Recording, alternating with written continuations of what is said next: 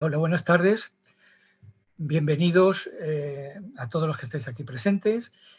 En nombre de la AIR y en el mío propio, Juan Carlos Albert, que en este momento todavía soy presidente de la Asociación Internacional Ramón Gómez de la Serna.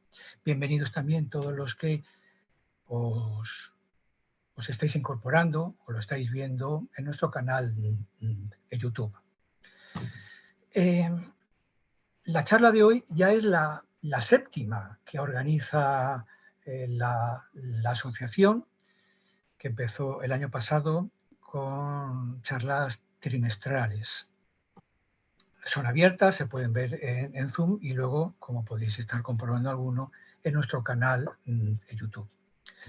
La charla de hoy se titula El vitalismo ramoniano de la muerte en las imágenes del alba.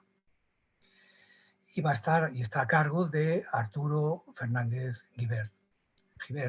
Arturo es profesor en la Universidad Estatal de California. Vive allí en Estados Unidos pues desde hace más de 20 años. Aunque nació y estudió la universidad y se licenció en la Complutense en Madrid, el doctorado ya lo hizo. Si digo algo que esté mal, por favor, Arturo, luego lo corriges. Obtuvo el doctorado ya en la Universidad de California.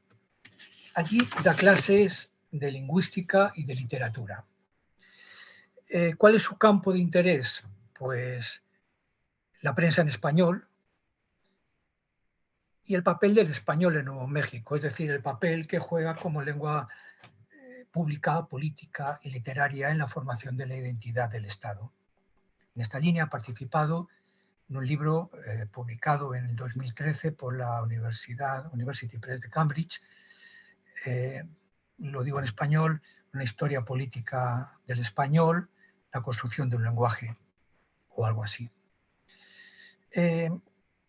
Además de este campo de interés, que es el suyo propio desde hace unos años, ha incorporado a Ramón Gómez de la Serna. Y por lo que él comenta, lo ha incorporado desde múltiples puntos, ¿no? Como lector, como investigador, como estudioso, incluso como coleccionista.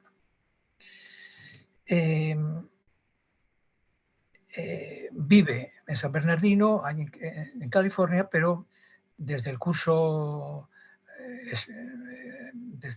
que viene, el 23-24, lo tendremos en Madrid como director como director residente de la California State University en la Universidad Complutense de Madrid. Y espero no haber dicho nada demasiado incorrecto, así es que damos paso a Arturo. Muchísimas gracias por su atención.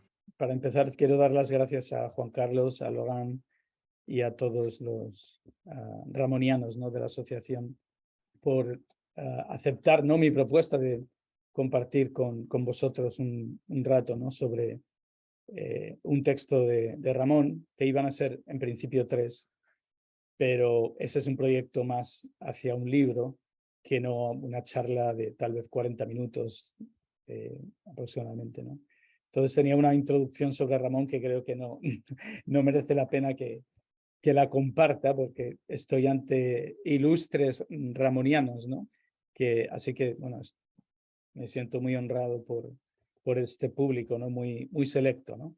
Y que conoce mucho más que yo de la obra de Ramón.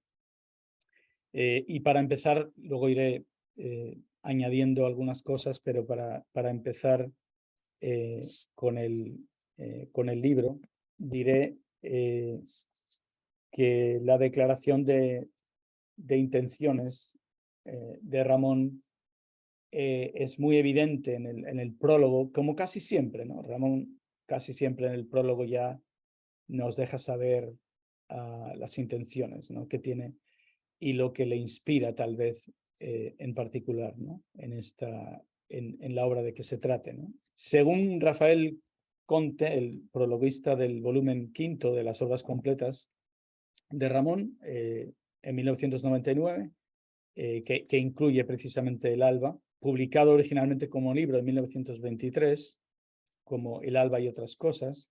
Es el más homogéneo de nuestro autor, al menos en estos años, en cuanto al tema y también al estilo. En esta quinta entrega, ¿no?, de las obras completas de Galaxia Gutenberg, clasificada por Johanna Creotescu dentro del ramonismo, es El Alba, cito, la parte más importante de este volumen. Su primer libro compuesto exclusivamente por greguerías, una obra breve, unitaria, autónoma, precisa, intensa, estricta y rigurosamente ceñida a su tema, que por sí solo puede justificar el título que he puesto a estas páginas, que era el título de El triunfo de la greguería. Cierro cita. 1999, en la página 36. Ramón comienza haciéndonos una confesión en este prólogo. He sido un espía del Alba, nos dicen.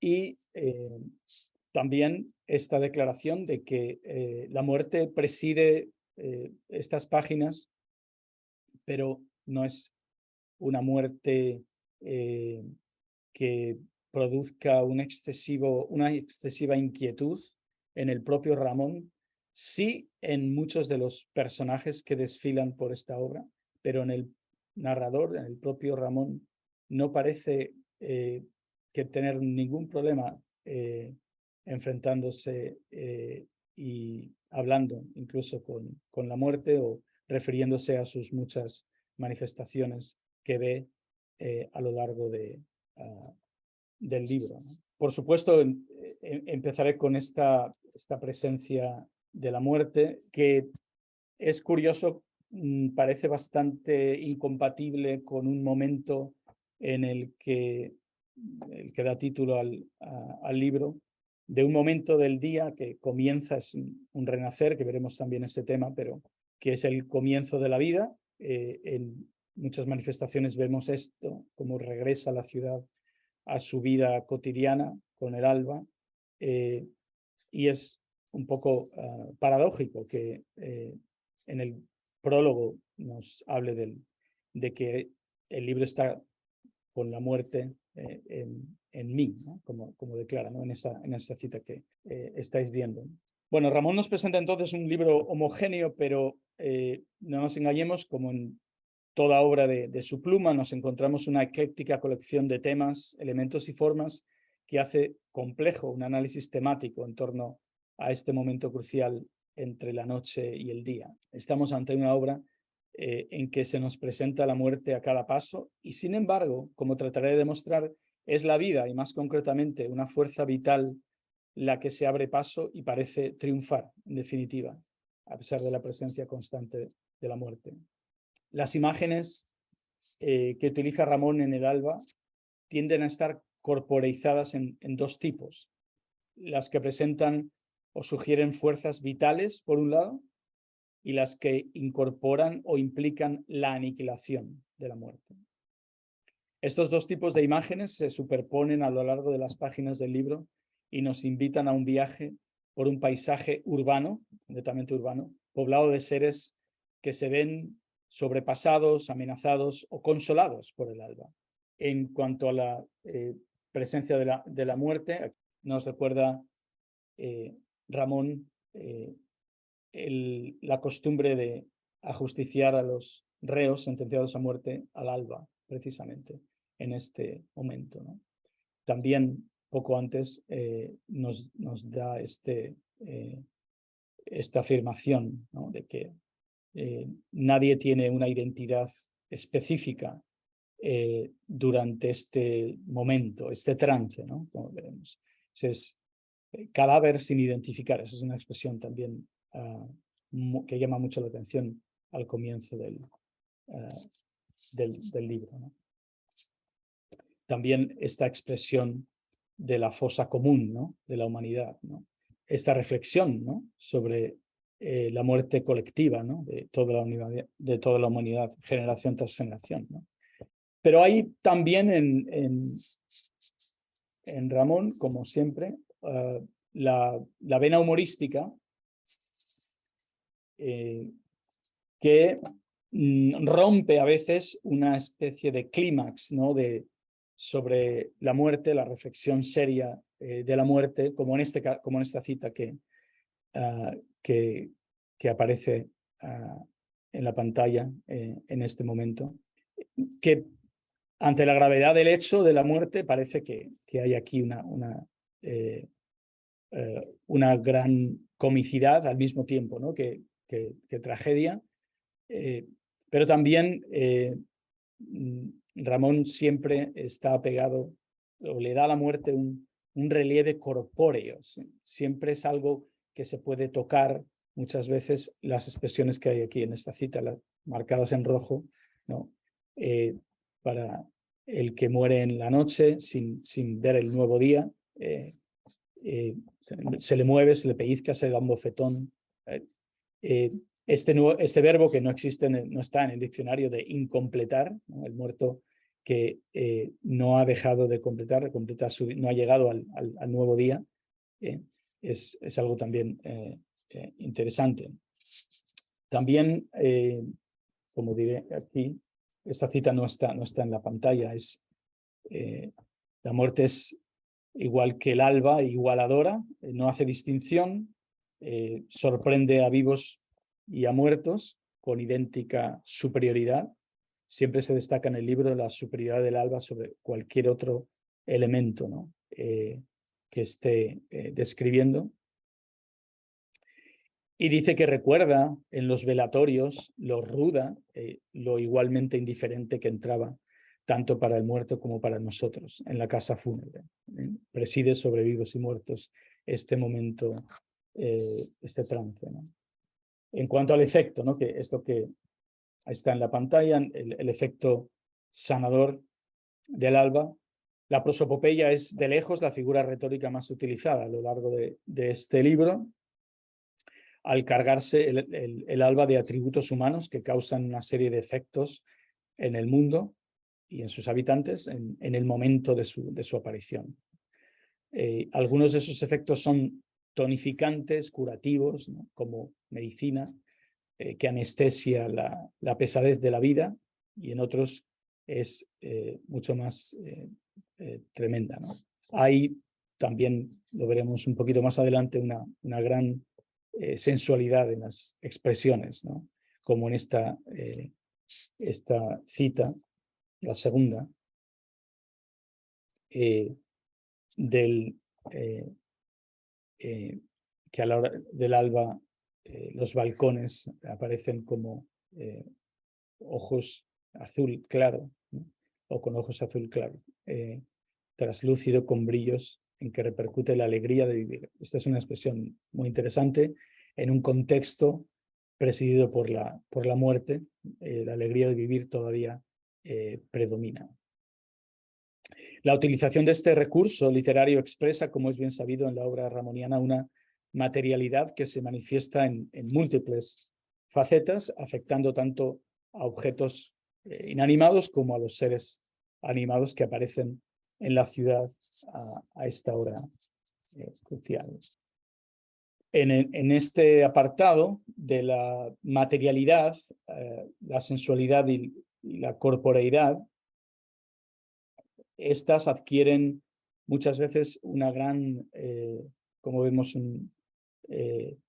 una gran sensualidad, y por los sentidos más que por la racionalidad se orienta la vivencia que Ramón quiere transmitirnos a través de todo el libro, como vemos en estas citas, ¿no? Es bastante importante en este sentido todo lo que tiene que ver con la nutrición, ¿no? Aparece aquí una metáfora de la nube como desayuno del cielo, con su bizcochito rubio y ligero, pequeña ensaimada del cielo. Son greguerías, en este caso metafóricas, y nutricias, como la de los lecheros, que pueden leer. Se menciona varias veces este elemento, la leche, que luego vamos a ver otra cita más adelante, al que llama en una famosa greguería líquido fantasmal, ¿no? También, por supuesto, el sentido del olfato aparece muchas veces en este libro. Y hay una serie de olores por la ciudad que despierta con el alba, que vamos a ver algunos de ellos a lo largo de la presentación. También aparece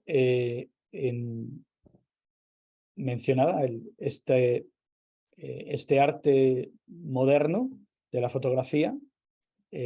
Aparece aquí como otra metáfora que nos retrata, el alba nos retrata como una fotografía, y aparece de nuevo la idea de sobrevivir a un alba más, salir vivo del trance. En esta fotografía que nos hace el alba ya es, ¿no?, en sí un gran triunfo, ¿no?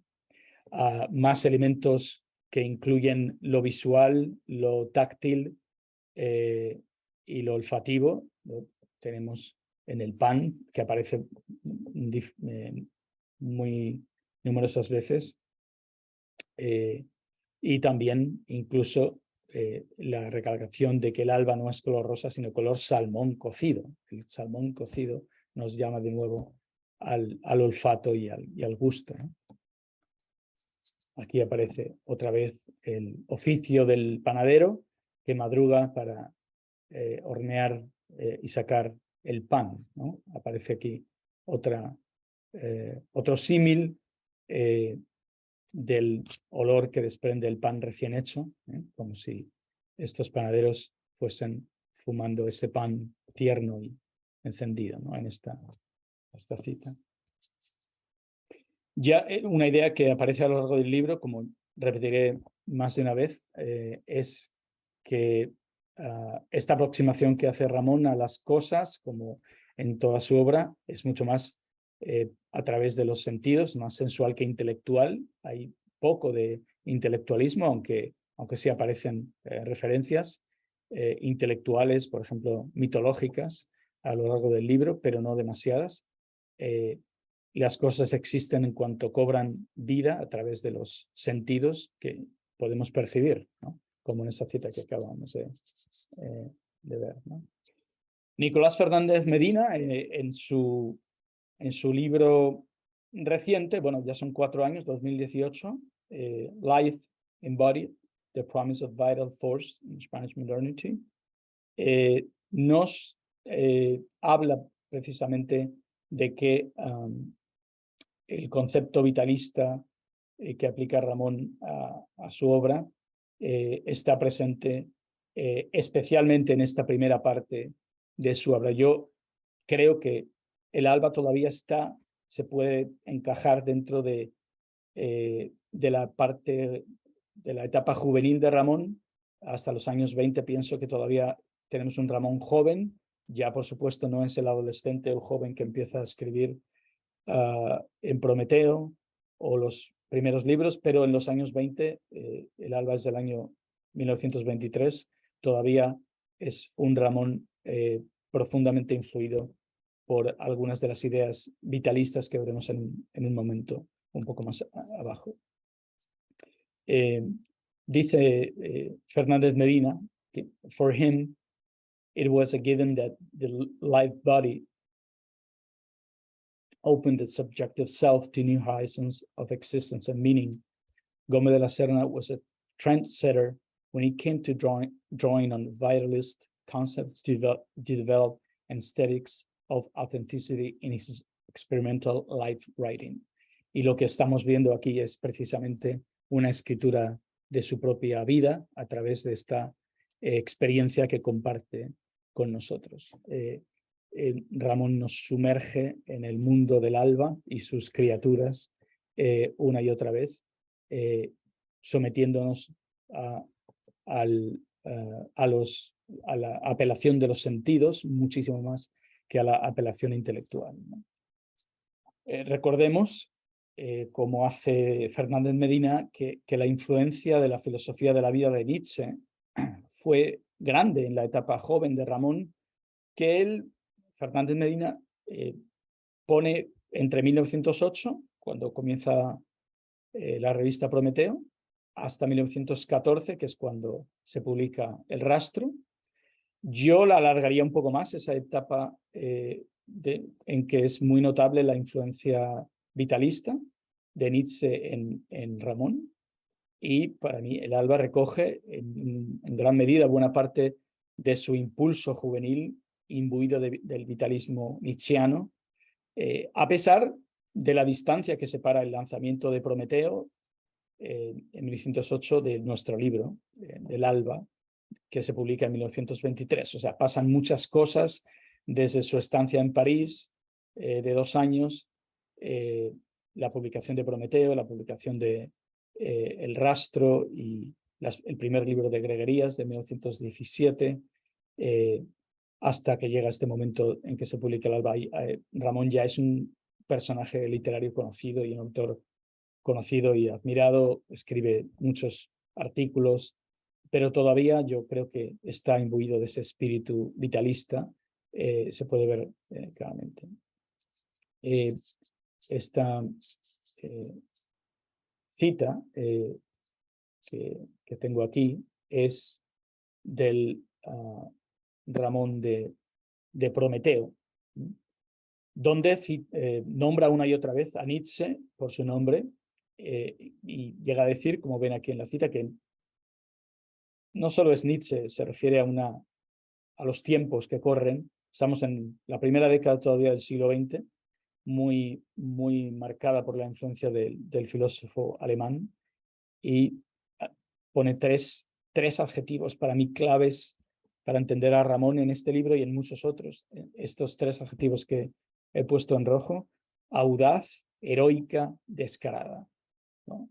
Hay mucho de audaz, de heroico, de descarado en este libro del Alba y en muchos otros, por supuesto, de Ramón. No solo de esta primera etapa, pero particularmente de esta primera etapa. Nos recuerda también Fernández Medina las palabras de Gonzalo Sobejano, que en su voluminoso libro de 1967, Nietzsche en España, un trabajo monumental sobre la influencia de Nietzsche en el pensamiento español de la primera mitad del siglo XX, nos dice que, por un lado, Ramón se adhiere a este vitalismo, pero por otro se le despoja de cualquier lección o implicación moral o regeneradora que se pueda ver, haciéndolo consistir en un fenómeno casi orgánico. Y con esas palabras de Sobejano, que pueden ver ahí, la pujanza sanguínea, sexual, celular, organismo creador.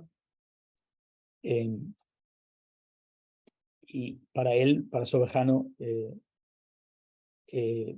este es un punto de vista completamente irracional que presagia precisamente el carácter báquico, primitivo de las vanguardias, que tuvo hasta bien entrados los años 20 y posiblemente incluso hasta los 30, pero en los 30 cambia la orientación bastante en el pensamiento europeo. Yo diría más, no es que, corrigiendo con todos los respetos a Sobejano, no solo Gómez de la Serna se mostraría pronto sensible a estas vanguardias, fue él el impulsor de la vanguardia, como sabemos, en España, desde luego, y también en Europa, partícipe y pionero en muchos aspectos, ¿no? Como sabemos. También hay un tema que recorre el libro El Alba, que permea las páginas del libro en muchos lugares, y que también tiene en expresiones apostróficas, ¿no? Expresiones como esta, ¿no? Que son al mismo tiempo dramáticas, pero también algo humorísticas, a mi juicio, ¿no?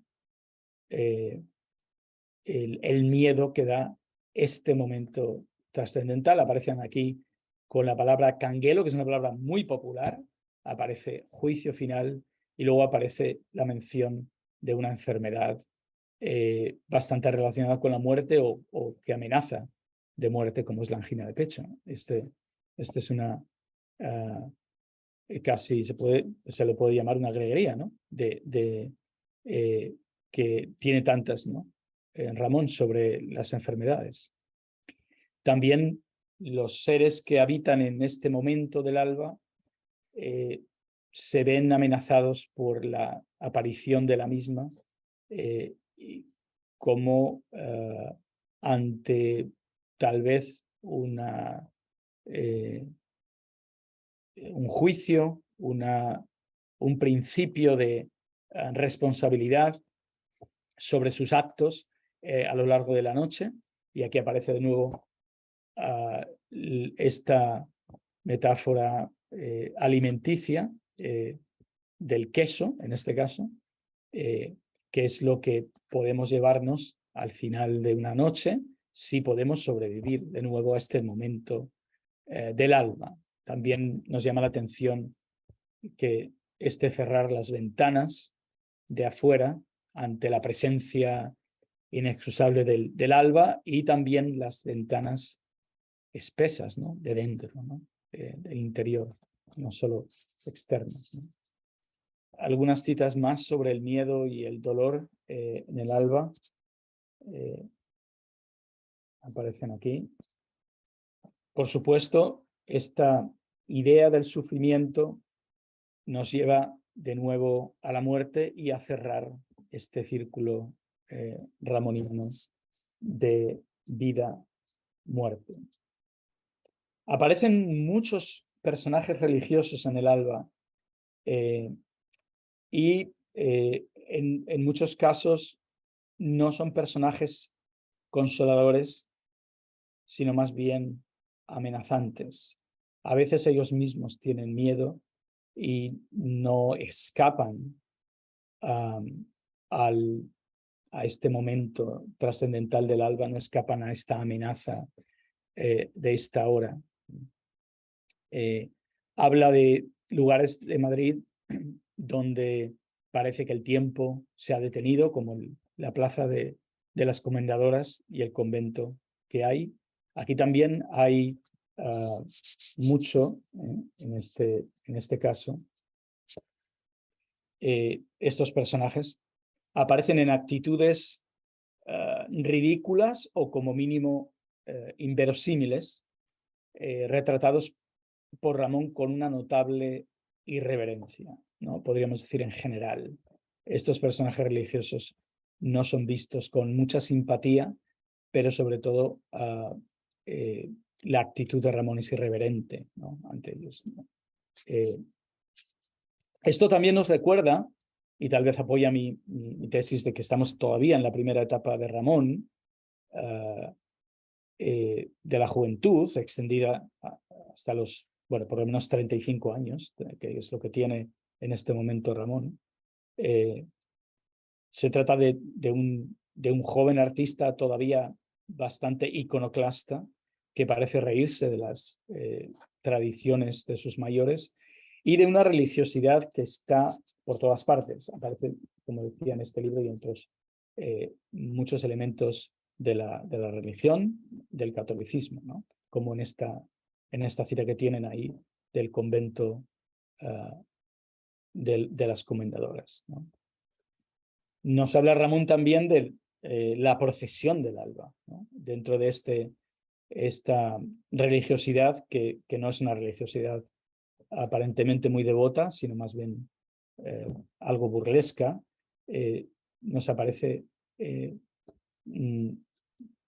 un misticismo que tiene tanto de fe como de miedo en este momento, cuando habla de que la pobre humanidad en este momento del alba comienza a asustarse del día, y otra vez la prosopopeya, ¿no? El día está sobre aviso y ya ha sacado brillo a las supersticiones del diablo y de la muerte, ¿no? Esta pobre humanidad no parece encontrar refugio en las iglesias ni en ninguna de sus supersticiones, pues todavía siente una especie de miedo escénico ante el día que está a punto de estrenarse. No hay que descuidarse en ningún caso, ¿no?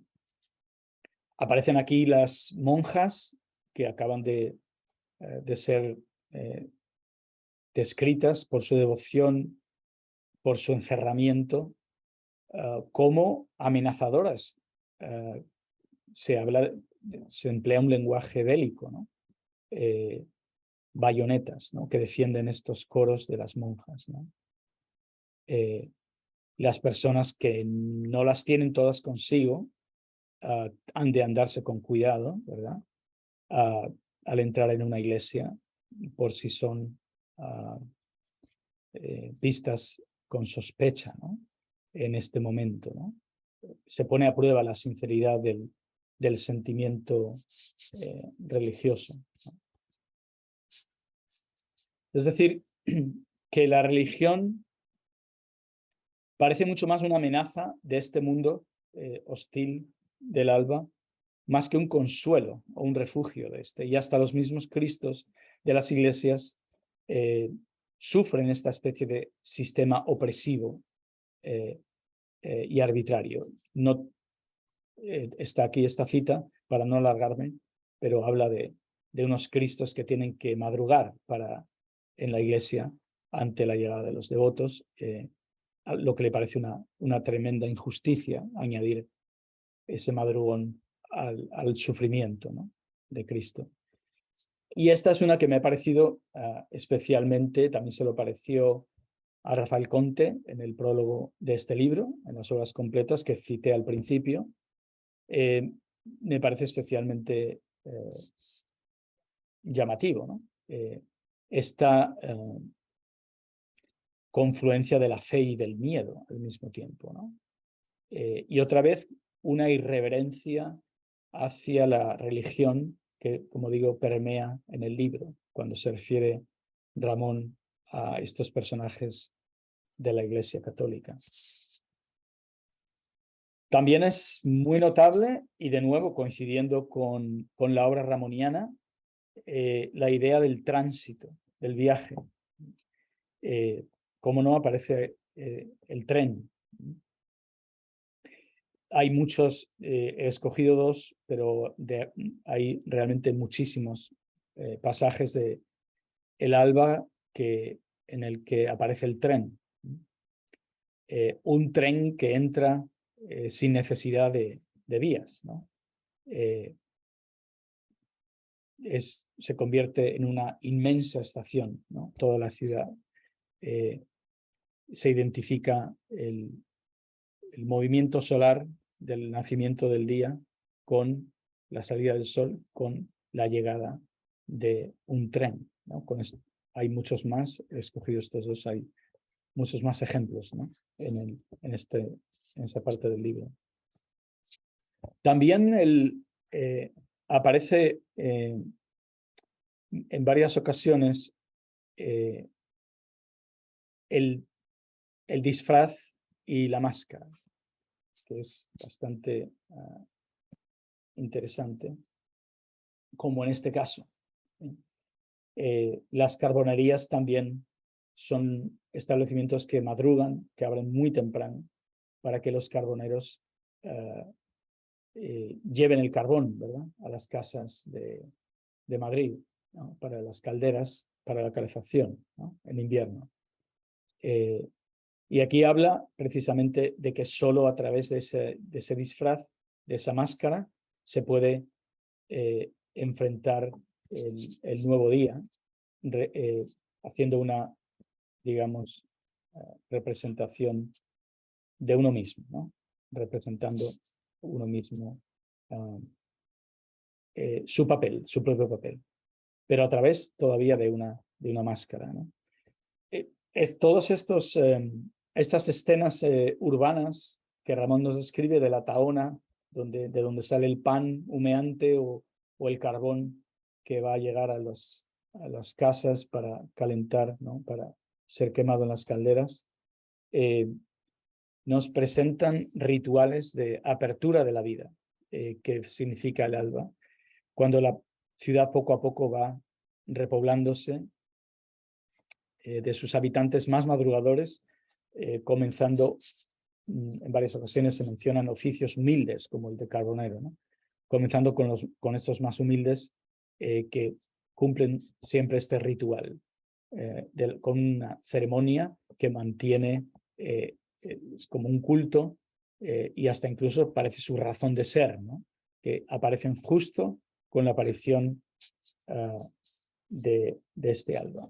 Ramón, como ducho conocedor del alba, comprende que el secreto para encarar el alba como la vida consiste en disfrazarnos de uno mismo, haciendo como si representáramos el papel que nos ha correspondido en la vida.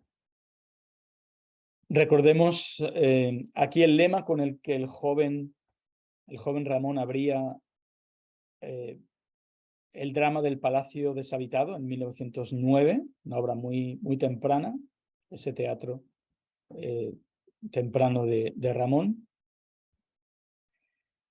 Una cita nietzscheana, un lema que abre esta obra: todo lo que es profundo ama la caret, cita de Nietzsche. Y aparece esta metáfora definitiva, ¿no? El alba es un velo tras el que se asoma el mundo, la vida, cada nuevo día. Y por eso Ramón, muy concluyente, nos da esta metáfora sentenciadora, ¿no? Nadie podrá descorrer el visillo del alba.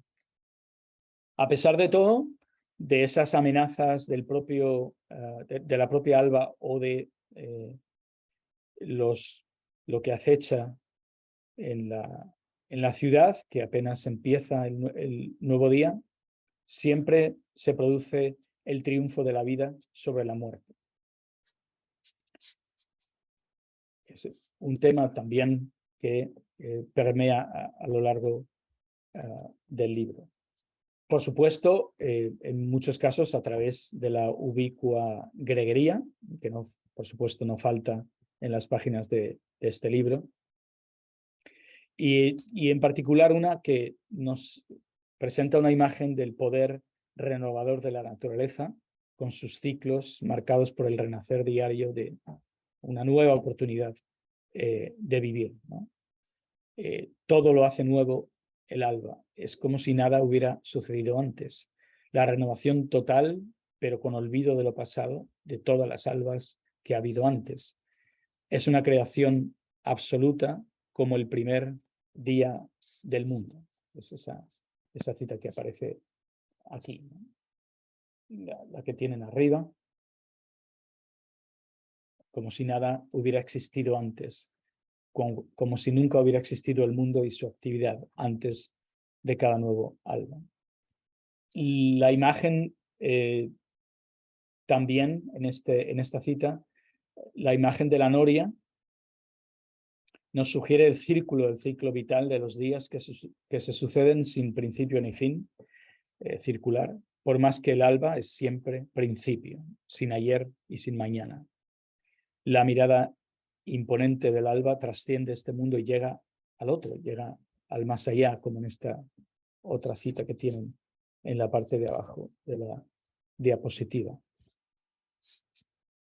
Abundando en el tema del triunfo definitivo de la vida sobre la muerte, el alba no quiere ni siquiera el recuerdo de los muertos. Solo hay sitio para los que quedan vivos, como pueden ver en esta larga cita.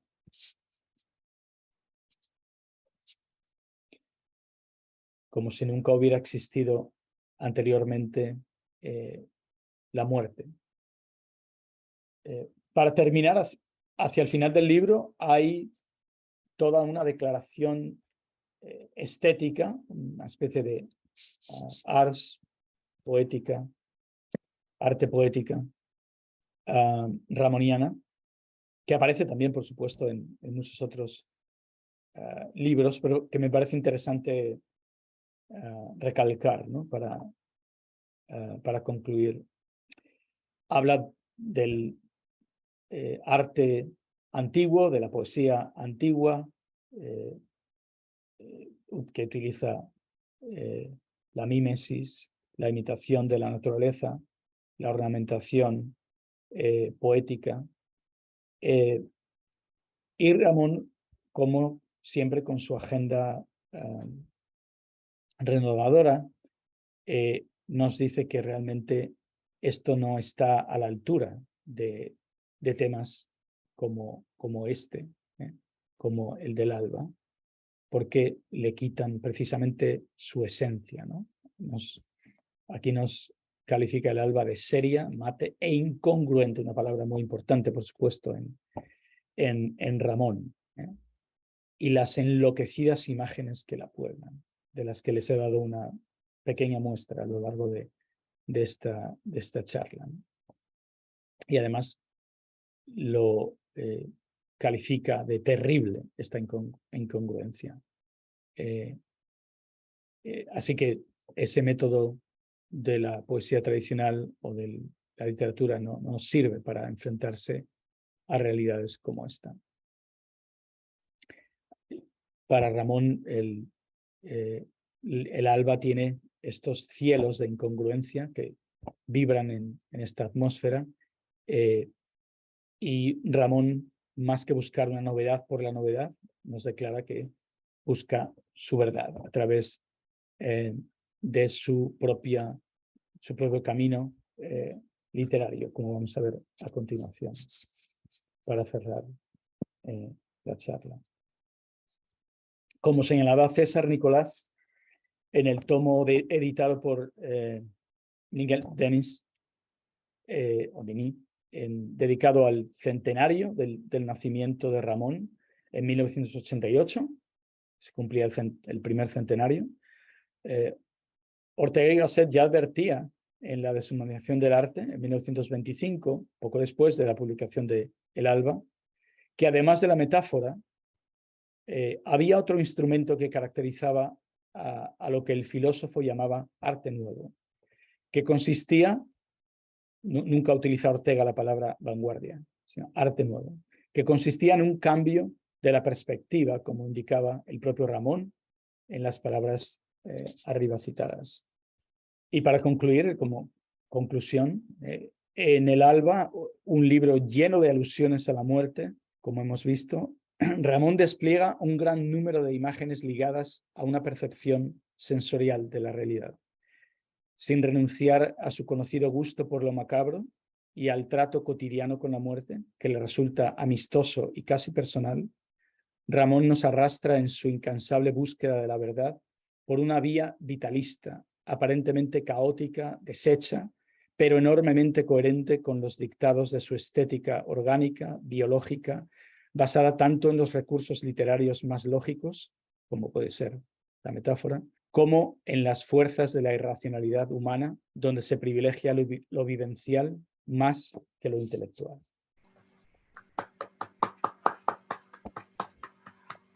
Gracias.